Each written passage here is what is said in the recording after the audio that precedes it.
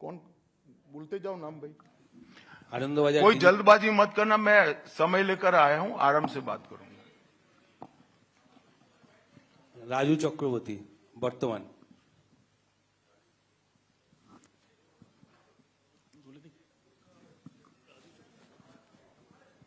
चलो भाई दूसरे कोई खड़े हो जाओ। गृहमंत्री जी नमस्कार, राजू चक्रवर्ती वर्तमान। मेरा दो प्रश्न है। एक करो।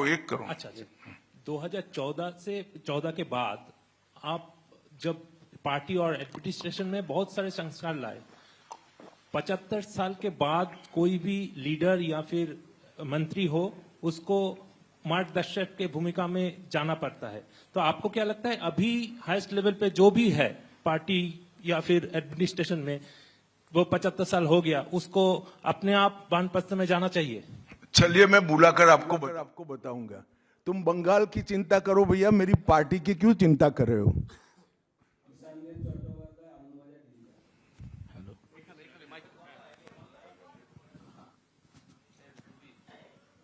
Amit ji, there is anxiety among the Motua communities regarding the papers and documents to be produced in the SIR process. And would you like to consider anything so that they can get rid of their anxiety? मतुआओं को डरने की कोई जरूरत नहीं है। ये Bharatiya Janata party का वादा है। जो शरणार्थी बंगाल में आए हैं वो भारत के नागरिक है, इनका कोई नुकसान नहीं कर सकता, ममता बनर्जी भी नहीं कर सकती। Amit ji, this is Atri Mitra from Indian Express. पिछले कई इलेक्शन में हम लोग देखे हैं कि your ground level organisation was failed to dominate in the day of election with TMC. So is your organization is ready for now in 2020? आपने ध्यान से नहीं देखा है। मैंने इसीलिए पहले भाजपा की विकास यात्रा, भारतीय जनता पार्टी की विकास यात्रा बनाई। हम 3 सीट पर थे, 77 पर पहुंचे हैं और 77 से अब एज अ मुख्य विरोध पक्ष हमारा अधिकार है कि विफल सरकार को उखाड़कर हमें जनता शासन देगी। हम 77 सीट पर ऐसे नहीं पहुंच सकते, 18 सीटें ऐसे नहीं जीत सकते हैं। हमारा काम बूथ तक पहुंच चुका है, इसी के कारण हमें सफलता मिली है। प्रसेनजीत बख्शी, दूरदर्शन। आप विकास की बात कर रहे थे। हम अलग अलग शहर में जब मेट्रो की बात करते हैं तो हम मेट्रो की सूचना घोषणा देखते हैं और बाद में 2-3 महीने बाद मेट्रो चढ़ते हैं। लेकिन कोलकाता में हम देखते हैं कि हम बचपन से मेट्रो का काम चलते रहते हैं और खास तौर से मैं जब ऑफिस जाता हूं देखता रहता हूं कि एक जगह है जहां पे मेट्रो का काम आधा अधूरा पिछले कई सालों से है और 2-3 बार हाईकोर्ट का इंटरवेंशन के बावजूद भी वो काम हो नहीं पा रहा है और इसीलिए कई सारे जो यात्री है काफी उसका दिक्कत हो रही है। तो ये जो यहाँ पे विकास का काम इस तरह से केंद्र और प्रदेश की खींचतानी में रुकावट देखते हैं, इसमें कैसे इसका इलाज किया जाता है? बैठ जाइए। देखिए, भारत सरकार पूरे देश में इंफ्रास्ट्रक्चर के डेवलपमेंट के लिए बहुत सारे काम कर रही है।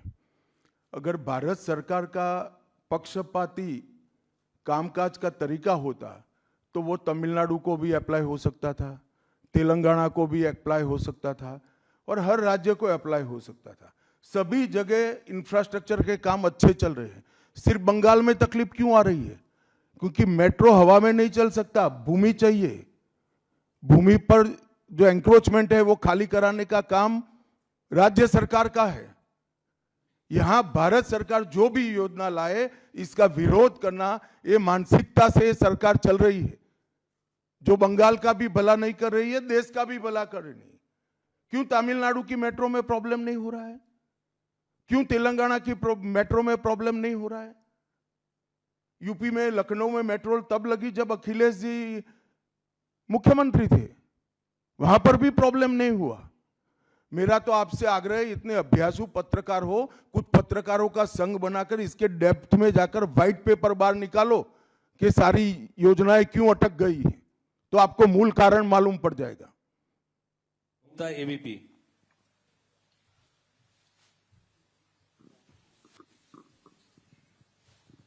अमित जी, अभी आपने वंदे मातरम की चर्चा का जिक्र किया, लेकिन उसके साथ में जो है एक चर्चा और हुई थी, जी राम जी जो अभी जो कानून की शक्ल ले चुका है, उस दौरान भी जो है ममता बनर्जी और अभिषेक बनर्जी लगातार ये कहते रहे कि केंद्र सरकार से फंड ही नहीं आता तो हम विकास कैसे करें। वो फंड रोकना और उसका विरोध किया था। देखिए भाई, इनके विरोध को अब देश में कोई गंभीरता से नहीं ले रहा है। अगर कोई एक स्टेटमेंट भारत सरकार करेगी कि भारत देश कोई भी क्षेत्र में सबसे पहले आएगा, तो भी ये विरोध करेंगे। विरोध उनका स्वभाव हो चुका है। इनके विरोध को कोई गंभीरता से नहीं ले रहा है, ना जमीन पर इसका कोई विरोध का असर दिख रहा है। लोहिया, NDTV। गृह मंत्री जी नमस्कार। पहला सवाल यह है कि कई ऐसी केंद्र की स्कीम्स आती हैं जिनको बंगाल में इम्प्लीमेंट नहीं किया जाता है। कहा जाता है कि केंद्र कोऑपरेट नहीं कर रहा है, और ये भी कहा जा रहा है कि अगर भारतीय जनता पार्टी की सरकार आई बंगाल में तो जो तृणमूल कांग्रेस की कल्याणकारी स्कीम्स हैं उन्हें रोक दिया जाएगा। आप कैसे देखते हैं इसको? देखिए, मैं बंगाल की जनता को यह अपप्रचार चल रहा है, इससे स्पष्ट रूप से भारतीय जनता पार्टी की ओर से कहना चाहता हूं कि भारतीय जनता पार्टी की सरकार बनने के बाद अभी की जो सरकार जो स्कीमों के नाम से जो कुछ भी चला रही है, एक भी स्कीम बंद नहीं होगा। और हमारे घोषणा पत्र में हम जितने भी स्कीमें करेंगे उसको जमीन पर उतारेंगे। ये हमारा रिकॉर्ड है, ट्रैक रिकॉर्ड है, देश भर में है। उज्जवल राय, ANI। सर, आपने सबसे पहले ही घुसपैठियों की बात की है, जो सबसे बड़ा मुद्दा देश के लिए भी है, और खासकर पश्चिम बंगाल जिस तरह से बांग्लादेश का अभी मौजूदा हालात है उसको देखते हुए। लेकिन जो सवाल आपने किया है उस पे प्रतिक्रिया ये मिलती है कि BSF तो केंद्र के अधीन है। आखिर ये विरोधाभास तुम कहाँ भाभी जी को याद करते थे? मैंने पहले ही जवाब दे दिया। BSF जब तक फेंसिंग नहीं होती है तब तक BSF सुरक्षा नहीं कर सकती है। BSF को भूमि देनी पड़ेगी फेंसिंग के लिए भारत सरकार को। मेरे स्तर पर मैंने 7 पत्र लिखे ममता बनर्जी को। ये 6 साल के अंदर 3 बार गृह सचिव यहां आकर मीटिंग कर गए चीफ सेक्रेटरी से। मैं पूछना चाहता हूं तृणमूल कांग्रेस की सरकार को, जमीन देने में क्या डर है? कि आपकी कोई रिस्पॉन्सिबिलिटी नहीं है, या आप घुसपैठ होने देना चाहते हो? और फिर भी नदी नाले जंगल कहीं से कोई घुसपैठिया आ जाता है, कहां आता है? सबसे पहले गांव के थाने और पटवारी के बगैर कोई रह सकता है? इसके डॉक्यूमेंट कौन बना रहा है? बंगाल सरकार बना रही है। देश भर से जो घुसपैठिए पकड़े जा रहे हैं, इनके पास से बंगाल के डॉक्यूमेंट, फर्जी डॉक्यूमेंट पकड़े जाते हैं। उन्होंने घुसपैठियों को अपनी वोट बैंक मजबूत करने के लिए राज्य सरकार की नीति के रूप में स्वीकार कर लिया है। इसलिए मैं कहता हूं कि तृणमूल कांग्रेस घुसपैठ नहीं रोक सकती। बंगाल की डेमोग्राफी खतरनाक तरीके से बदल रही है और आने वाला समय बहुत चिंताजनक है। 2024 के चुनाव से पहले बंगाल में मंदिर मस्जिद की राजनीति शुरू हुई है। आपको पता होगा मुर्शिदाबाद में बाबरी मस्जिद का। एक मिनट, मंदिर और मस्जिद दोनों की राजनीति कौन कर रहा है? एक तृणमूल से निकले हुए MLA कर रहे हैं और एक तृणमूल कांग्रेस कर रही है। तो सवाल का एड्रेस गलत है, सवाल तो सही है। निर्माण से बंगाल और भारत में शांति का माहौल बिगड़ सकता है। देखिए, चुनाव के वक्त ये सब करने की परंपरा कितनी उचित है वो बंगाल की जनता को तय करना पड़ेगा। मगर मुद्दा यहां तक सीमित नहीं हुआ है। युवाओं की रोजगारी का है, महिलाओं की सुरक्षा का है, घुसपैठ का मुद्दा है, भ्रष्टाचार का मुद्दा है, इंडस्ट्रीज के पलायन का मुद्दा है, गिरते जा रहे इंफ्रास्ट्रक्चर के स्तर का मुद्दा है। ढेर सारे मुद्दे हुए, कहीं से बच नहीं सकते।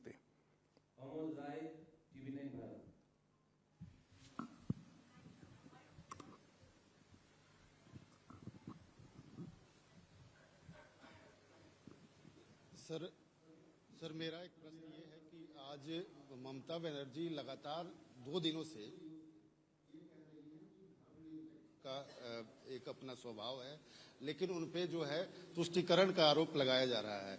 और लगातार वो पहले भी मंदिर एक बनवाई है अभी उड़ीसा के तर्ज पे, और दूसरा एक और घोषणा उन्होंने कर दिया महाकाल मंदिर बनाने का। तो चुनाव की दृष्टि से क्या आपको लगता है कि इसका मैं तो भाई किसी भी कारण से मंदिर बनाते ही इसका स्वागत करता हूं, मगर बहुत देरी कर दी है उन्होंने। बांग्ला। अमित जी, एक सवाल बार बार एक नैरेटिव फैला जाता है टीएमसी और लेफ्ट के तरफ से कि बंगाल में जितना भी काम कर ले बीजेपी कार्यकर्ता, ऊपर कुछ सेटिंग वगैरह है तो अमित शाह जी और नरेंद्र मोदी जीतना नहीं चाहते। आज पूछता है बंगाल, जवाब चाहे बांग्ला, आप लोग बंगाल को जीतना चाहते हैं? कितना सीरियस है सेंट्रल बीजेपी? देखिए भाई, मैं यहाँ आकर प्रेस कर रहा हूँ। मोदी जी अभी थोड़े दिन पहले सभा करने के लिए आने के लिए निकले थे, जा नहीं पाए। अब ममता बनर्जी कह रही कि हम उनके साथ हैं। अगर उनको ये भ्रांति फैलानी है तो फैलाएं। भारतीय जनता पार्टी का कोई नेता घुसपैठियों को आश्रय देने वाले के साथ नहीं रह सकता। ये भारतीय जनता पार्टी का सिद्धांत है और हम सब भारतीय जनता पार्टी के कार्यकर्ता से लेके मोदी जी तक कटिबद्ध है कि मूल समेत तृणमूल कांग्रेस की सरकार को हम उखाड़ कर फेंक देंगे।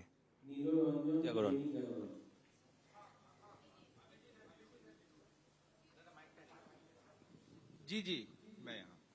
ये अभी आप कह रहे थे कि 3000 जो हैं भाजपा के कार्यकर्ता जो हैं घर छोड़कर भागना पड़ा उनको इलेक्शन के कारण, 300 की हत्या भी हुई है। फ्री एंड फेयर इलेक्शन कैसे होगा अगर मतलब लोग जा ही नहीं पाएंगे बूथ पर? तो देखिए, ऐसी ही नीतियां अपनाई थी कम्युनिस्टों ने, मगर सत्ता परिवर्तन हुआ या नहीं हुआ। ऐसी ही नीतियां अपनाई थी उत्तर प्रदेश में समाजवादी पार्टी ने, सत्ता परिवर्तन हुआ या नहीं हुआ। लोकतंत्र में जनता महान होती है और जनता जब तय कर सकती है, कर लेती है, किसी भी तानाशाह का कुछ नहीं चलता। CNN News 18. Sir, there has been a huge attack by the Trinamool leaders that the election commission is BJP commission. That's what they say, and whatever deletion is taking place, that is at the behest of BJP. So how do you react to that, sir? देखिए, ममता जी के पास से और कोई अपेक्षा रख नहीं सकते। उनके खिलाफ जजमेंट आएगा तो जुडिशरी बीजेपी की है, इलेक्शन कमीशन घुसपैठिया हटाएगा, SIR लाएगा तो इलेक्शन कमीशन बीजेपी का है। वो हारने के बाद शायद ऐसा कही कि मेरे कार्यकर्ता ही बीजेपी में चले गए।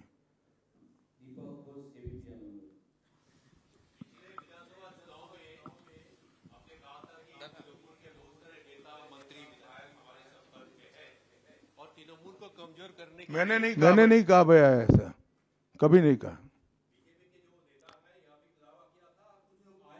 हाँ, आए ही है।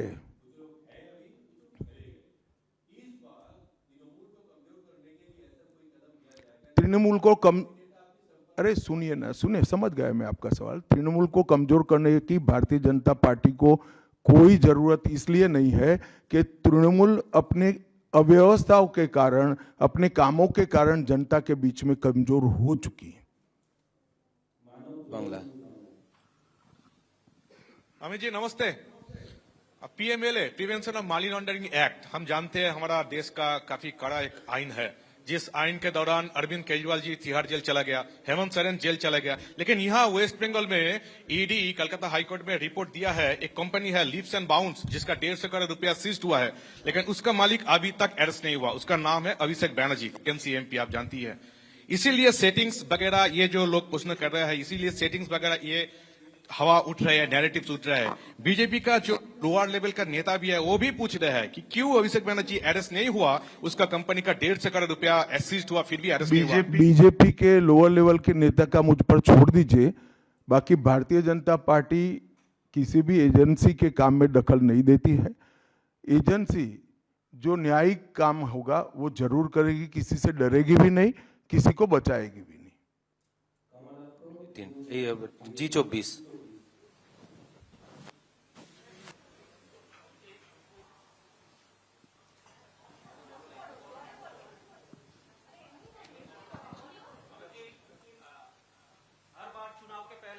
बंगाल आते हैं, अब तक एक टारगेट देते हैं बीजेपी लीडर और सभी को इस साल 26 के चुनाव के पहले अब सुने नहीं, मैं कहा 2/3 बहुमत के साथ सरकार बनाएंगे, 2/3 मेजोरिटी के साथ सरकार बनाएंगे, तो टारगेट हो ही गया।